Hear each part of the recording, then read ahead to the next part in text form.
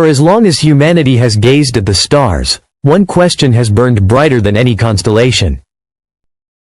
Are we alone? For centuries, the answer has been silence. Science gave us probabilities, mathematics gave us hope, but evidence remained just out of reach. That silence may now be broken. Because only 120 light-years away, orbiting a dim red dwarf star in the constellation of Leo, lies a world so strange and yet so hauntingly familiar that it is rewriting the story of life itself. That world is K218b. And thanks to the James Webb Space Telescope, we may have just captured the most compelling signs of alien life ever detected. This is not rumor. It is not speculation. This is data. Webb has found water vapor, methane, carbon dioxide, and something that stunned the scientific community, dimethyl sulfide, a compound which, on Earth, is produced only by life. If confirmed, this could be the first undeniable evidence that we are not alone. K218b is no ordinary exoplanet. It is what scientists call a Hycean world, a rare class of planet blanketed by a hydrogen-rich atmosphere and containing a vast global ocean. It is more than twice the size of Earth, nearly 9 times its mass, yet it sits in the perfect zone where temperatures could allow liquid water. Unlike the barren deserts of Mars or the storm-choked giants like Jupiter, this planet may offer conditions remarkably similar to those of Earth billions of years ago, when life was just beginning to emerge. But the true shock came in 2025, when Webb's mid-infrared instrument returned readings no one had dared expect.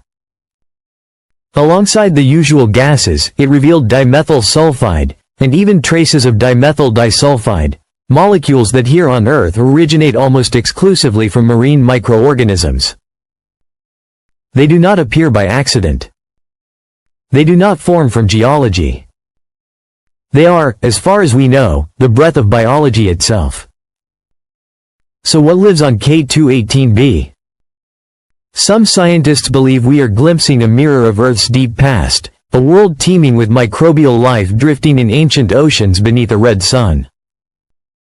Others dare to imagine something more, a hidden ecosystem where alien plankton bloom, where strange filter-feeding creatures drift slowly under hydrogen skies. In this view, K218b is not a dead rock but a living ocean world, an echo of Earth as it once was, a hint of what life might look like elsewhere. And yet with discovery comes a dilemma. Should we attempt to contact this world? Should we broadcast into the void, announcing our presence? To send a signal would take 120 years to reach them, and another 120 to hear a reply. That means no one alive today would ever know the answer. Physicists warn of danger, that calling out to the dark could expose us to civilizations we are unprepared to face, or worse, disrupt a fragile young biosphere. Others argue that if intelligence exists there, they already know we are here. They may have been watching all along. The revelation of possible life on K218b has ignited not just science, but philosophy, religion, and culture. News outlets erupted with the discovery. Social media flooded with hashtags declaring that we are not alone. Children in classrooms asked questions that once belonged only to science fiction. And quietly, behind the headlines, space agencies and private companies began to accelerate plans, concepts for interstellar sails, probes, and even AI-powered message capsules that could one day make the journey.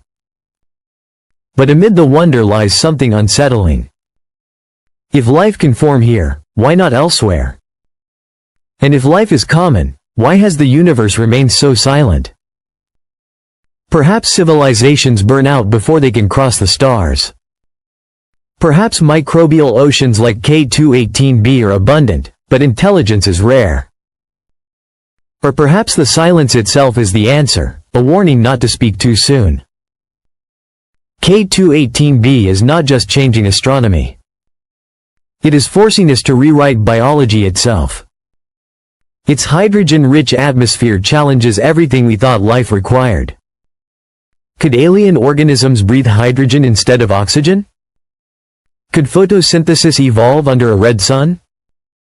Could life thrive in ways we cannot yet imagine? The discovery suggests that life may be far more adaptable, and far more common, than we ever dared believe. For humanity, the implications are enormous. If life is not unique to Earth, then we are not the exception, but the rule. We are not the center of creation, but one chapter in a cosmic story billions of years old. Some call this a triumph. Others call it a trauma. Because to accept it means to accept that Earth is not alone, and never was. When Webb looked into the clouds of K218b, it saw more than molecules. It saw a reflection of us, not of who we are today, but of what we once were, and what we may become. A whisper across light years, telling us that life is not rare, not fragile, but inevitable. The universe is not empty. It is alive. And as we listen to that whisper, one question now echoes louder than all the rest. Not, are we alone, but, who else is out there, and have they already heard us?